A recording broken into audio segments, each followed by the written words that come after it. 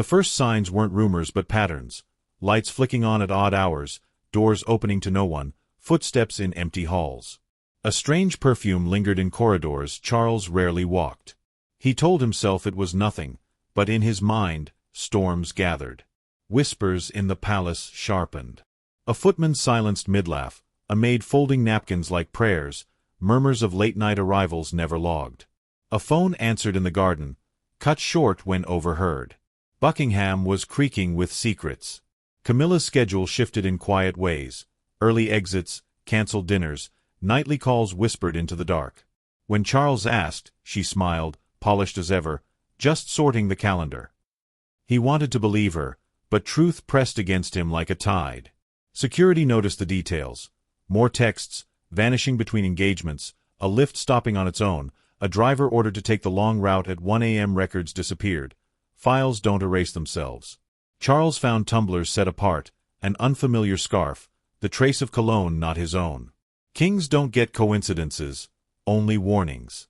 At night, he sat beneath his mother's portrait whispering, "Steady, wait, do not humiliate her," like a prayer he no longer trusted. He ordered audits, checked logs, asked questions cloaked in formality.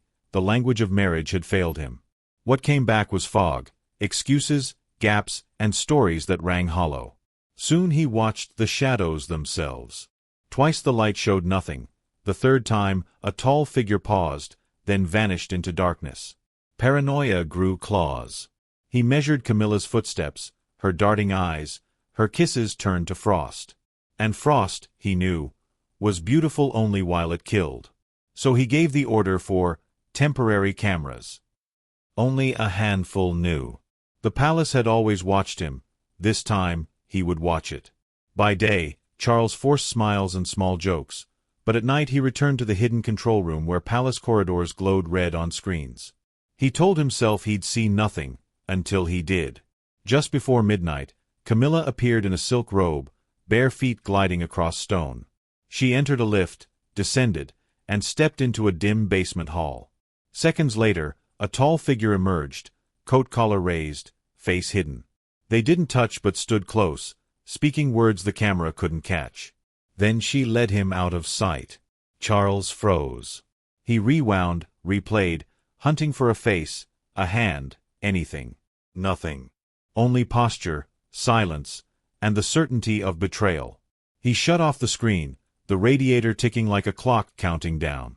Shame burned through him, staining like blood that would never wash out. Diana's ghost lingered in his thoughts, whispering of cycles that had to be broken. Morning came draped in false calm. Charles rose with the same mechanical routine he had perfected for decades, the ritual of monarchy shielding him like armor. He smiled at Camilla at breakfast, complimenting the glint of her brooch as if he hadn't spent the night staring at proof of her betrayal. He allowed her kiss on his cheek, though to him it tasted like metal, cold, sharp, poisoned with finality. Outwardly, he played the role of husband and king, but inside the decision had calcified into something unbreakable. Later, in a room long abandoned to dust and forgotten portraits, Charles summoned the head of security. The chamber smelled of old wood and damp stone, a place where truth could not escape. He spoke with measured gravity, his voice low and lethal. "We will do this quietly," he said. "No one else. And we will be certain." The head of security did not ask for details.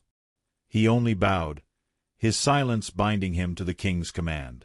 By evening, the storm outside swelled as though the heavens themselves prepared to bear witness. Wind screamed through the courtyards, rattling the windows, lightning carving scars across the sky. Inside, the final folder of evidence was delivered. Intercepted calls, voices hurried and half-hidden. Blurry photographs, Camilla's figure caught in angles she could not deny. Receipts signed in her elegant hand, proof of clandestine dinners under false names. Each page Charles turned was a blade cutting into his chest, reopening wounds he thought healed. And then, the final image. Camilla laughing. Not the rehearsed public smile she wore before cameras, but the unguarded laugh he had once known as his alone. That intimacy, stolen and given to another, shattered him more than all the documents combined. His hand trembled as fury swallowed grief. He shoved the folder aside, his voice a growl of doom. "She is finished." The confrontation was staged with the precision of theater. The royal study became an arena. Candles flickered against velvet drapes, thunder rolled above, and the weight of centuries pressed down. Camilla entered, dressed in pearls and poise, her mask polished to perfection. For a moment, she seemed every inch the Queen Consort, until her eyes fell on the folder waiting on the desk. Her steps faltered. Her smile cracked. "What's this?" she asked, voice steady on the surface but betraying a tremor beneath. Charles's eyes burned with a fire she had never seen. "It's the truth you thought you could bury." He spread the photographs before her, each one a scar carved into the table between them. His voice was no longer her husband's. It was a judge's gavel, cold and final. "Who is he?" Camilla froze.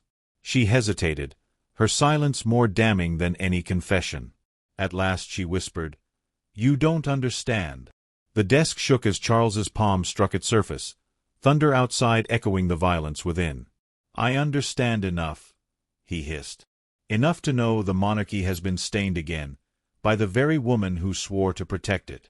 The tension swelled until even the guards at the door shifted uneasily, though they dared not move. Camilla drew herself taller, her voice turning sharp, desperate. "You think you can erase me, Charles? You think the public will forgive you after everything? After Diana?" Her words struck like a dagger, but instead of cutting him down, they ignited his fury. He rose, his shadow stretching across the room, towering over her. His face was carved into something unrecognizable, the fury of a king betrayed and a man haunted. "Don't you dare speak her name," he thundered. "You have no right. No right." The storm seemed to hold its breath. The rain ceased pounding for a heartbeat, lightning flashing in silence, as if even nature itself recoiled from the wrath unleashed in that chamber. Charles stepped closer, finger outstretched, his voice a command that left no room for mercy. "You will leave this palace tonight. You will leave with nothing, no title, no place, no power. Consider it mercy that I grant you exile instead of destruction." Camilla's composure fractured. For the first time in years, fear pierced through her polished mask. Her lips parted, but words failed her. The silence that followed was heavier than any plea. Charles turned to the guards, his voice booming. "Escort the Queen Consort to her chambers. She does not leave without my command." The guards hesitated, torn between monarch and consort, between tradition and authority. Charles's roar shattered their uncertainty. "Do it now!" They obeyed instantly, closing in on Camilla. Her once commanding presence seemed to shrink under their gaze. Surrounded, she looked less like a queen and more like a prisoner awaiting sentence. Her protests dissolved into the vast corridors, swallowed by the palace that no longer belonged to her. Charles stood alone in the storm's wake, chest heaving, eyes burning with rage and grief. The photographs lay scattered like open wounds. Slowly, he gathered them and fed them to the fire. Smoke curled upward, carrying betrayal into the dark. As the last image burned, he whispered, not a prayer, but a vow. This was no longer personal. It was war, for the monarchy's survival and its soul. The flames crackled, shadows shifting, and the ancient walls seemed to murmur, blood has been spilled before. It will be spilled again. Buckingham had survived scandals before, but Camilla's betrayal turned it into a battlefield of silence. Servants trembled, guards shifted uneasily, courtiers whispered like the air itself had teeth. Everyone knew something had snapped, though no one dared say her name. Charles's fury wasn't loud, it was absolute. He strode the halls with grim authority, his commands falling like axes. Camilla's staff were dismissed on the spot, their passes revoked, apartments sealed. Her calendar of duties was torn apart in a single evening. At midnight, the green drawing room filled with a chosen few, advisers who knew silence was survival. Stormlight flickered across their faces as Charles laid the truth bare. None interrupted. The evidence had passed through enough hands to leave dread behind, and no one dared contradict a king whose voice dripped with venom. She has humiliated the crown, he declared, each word carved from stone. And humiliation cannot wear a crown. The archbishop shifted uneasily but did not protest. The prime minister's envoy scribbled notes furiously, careful not to meet the king's eyes. The Lord Chamberlain merely nodded, his face pale but resolute. It was decided within minutes. Camilla would be stripped of her status, her security, her access. She would be erased, not as a woman, but as a threat. Outside that chamber, the machinery of the monarchy roared to life. Guards were reassigned, digital locks reprogrammed, biometric data wiped from palace systems. Camilla's name vanished from internal lists, her title removed from official documents with the precision of a scalpel. What had taken decades to build dissolved in a matter of hours. Camilla, meanwhile, raged in her chambers. Her voice, once commanding, now cracked with desperation as she demanded her allies to intervene. But doors remained closed, phones unanswered. Those who had once basked in her favor now understood the danger of proximity. A queen without a crown is not a protector, she is a liability. The silence around her grew louder than her cries. At the king's order, a detachment of royal guards assembled outside her suite. Their boots struck the marble like war drums, each step reverberating through the palace. It was not a march of protection, it was an occupation. For the first time, Camilla realized the weight of exile had already been placed upon her shoulders. Whispers slithered through the palace walls. Some staff muttered that Charles had gone too far, that personal vengeance had eclipsed royal restraint. Others insisted justice had finally been delivered, a reckoning long overdue for the pain Diana once endured. Old wounds were ripped open, and the specter of the past seemed to stalk the halls once more. Charles retreated to his private study, portraits of Elizabeth II and Diana staring down like silent judges. He signed the decree with a hand that did not shake, sealing Camilla's fate with ink as dark as blood. In that moment, he was not just a husband betrayed. He was a monarch purging rot from the heart of his reign. When the order reached the guards, the palace descended into a grim choreography. Locks clicked shut, computer systems purged her codes, courtiers updated records. Camilla's belongings were packed by trembling staff, sealed in plain boxes with no insignia, as though erasing her meant erasing even her scent from the palace. The storm outside raged on, battering the ancient windows, a violent soundtrack to the collapse of her reign. Inside, Camilla's isolation grew absolute. She pressed her palms against the cold glass of her chambers, watching the glow of the city beyond, knowing that world was about to become her prison. For the first time since Diana's death, the monarchy trembled not from scandal whispered in tabloids, but from a purge carried out with military precision. No speeches, no negotiations, only silence, exile, and the echo of a king's fury. The palace had become a stage for judgment, and its verdict was merciless. Queen Camilla no longer existed within its walls. ChatGPT said. The night of the banishment began with a silence so heavy it pressed against the chest. Inside Buckingham, time itself seemed to pause, as if the palace wanted to witness what was about to unfold. At precisely 6 p.m, the king entered his private study. The portraits of Elizabeth II and Diana loomed above him, their gazes carrying judgment. Before him lay the document drafted in secret, the decree of permanent exile. His hand hovered over the parchment only for a moment before the pen met the page. The ink bled into the fibers, sealing Camilla's fate. When the signature dried, the transformation was immediate. Commands rippled through the palace like a shockwave.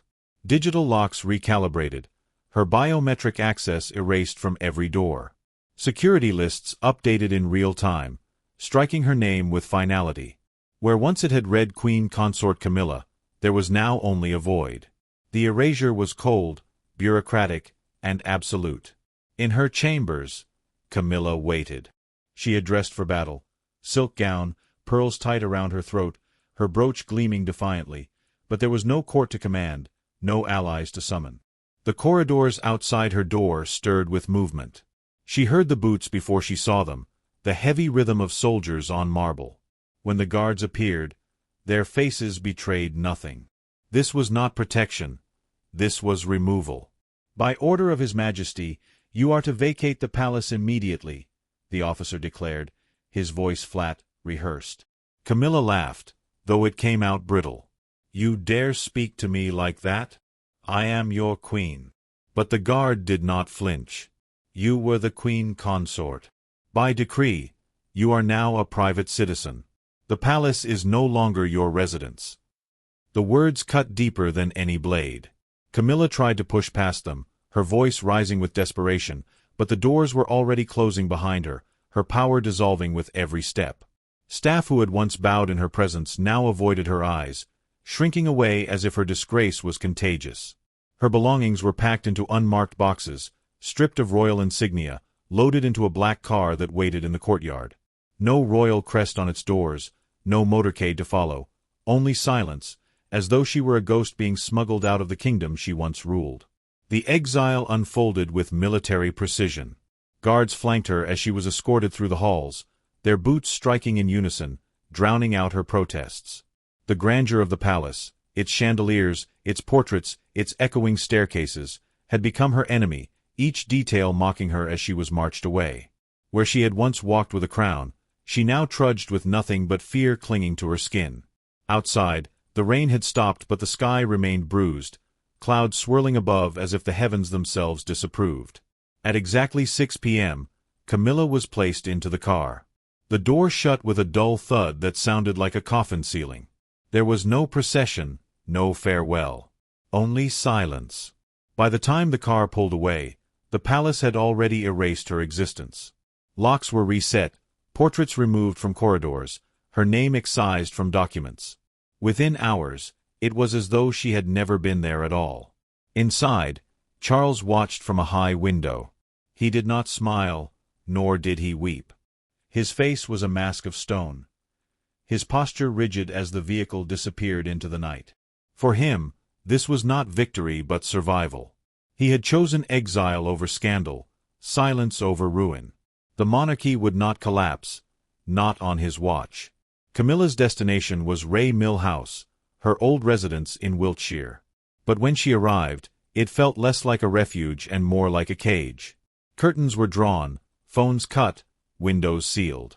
Her children came briefly, faces pale with helplessness, but they could not save her. She was alone, stripped of the world she had fought decades to claim. Back at Buckingham, the machinery of monarchy ground forward, relentless as ever.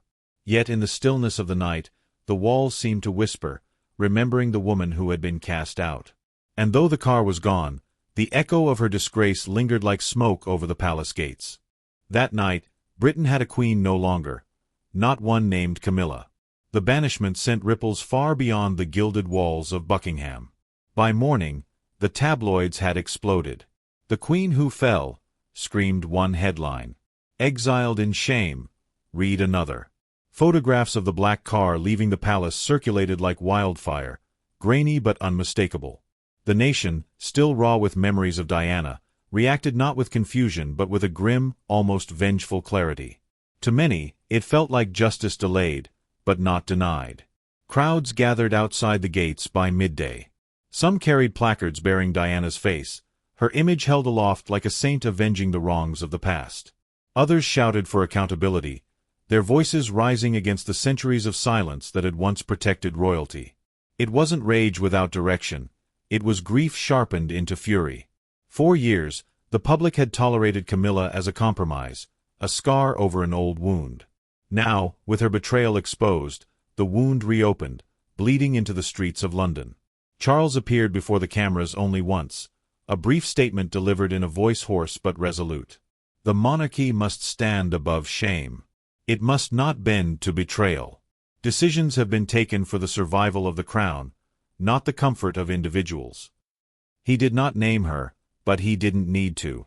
His eyes, hollow and burning, told the nation everything. Inside the palace, life moved forward with brutal efficiency. Advisors drew up new schedules, aides drafted press releases, courtiers whispered strategies for recovery. But beneath the order was an undercurrent of fear. They had seen the king's fury firsthand, and they knew it was not spent. This was no mere scandal. This was a purge. Those who had aligned themselves with Camilla kept their heads down, terrified of being swept into exile beside her. Meanwhile, in Ray Mill House, Camilla lived her punishment. Her once glittering life collapsed into silence. Curtains drawn, guards posted not as protection but as containment, she drifted from room to room like a ghost. Her phone lay dead on a table, calls unanswered, messages ignored. Even her children, once loud in her defense, came only briefly, their visits shadowed with dread. The woman who had walked beside a king now sat in exile, her crown reduced to memory. The public relished each detail that trickled out. Paparazzi lenses captured her silhouette behind drawn curtains, the outline of a woman stripped of majesty. Every article dissected her downfall, connecting it back to Diana, painting her exile as divine retribution. Some commentators went further, questioning if the monarchy itself had blood in its hands for allowing her ascension in the first place. Old documentaries resurfaced, replaying the triangle of Charles, Diana, and Camilla with fresh venom. For Charles, the victory was poisoned. He had purged the shame, yes, but at a cost. Alone in his study, he stared at the ashes of the documents he had burned, the smoke still clinging to the walls. He thought of Diana, of the price she had paid, and wondered if her ghost was the one guiding his hand. The monarchy had survived, but at what cost to his soul? Yet he did not waver. He appeared in public alongside William and Catherine, presenting a united front. Catherine's calm grace and William's steady presence reassured the people.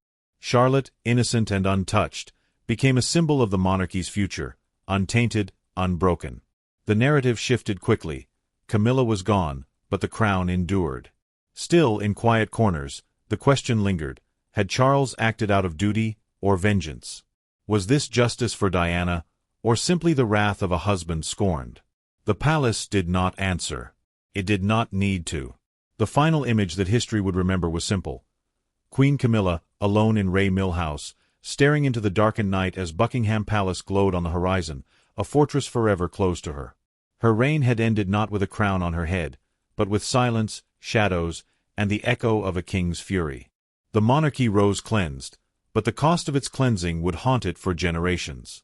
If you found the story as gripping and haunting as the secrets behind the palace walls, make sure to hit the like button, subscribe to Dynasty Insights, and ring the notification bell so you never miss our next deep dive into the untold dramas of the royal family. Your support helps us bring you even darker truths, shocking revelations, and stories the palace wishes would stay buried.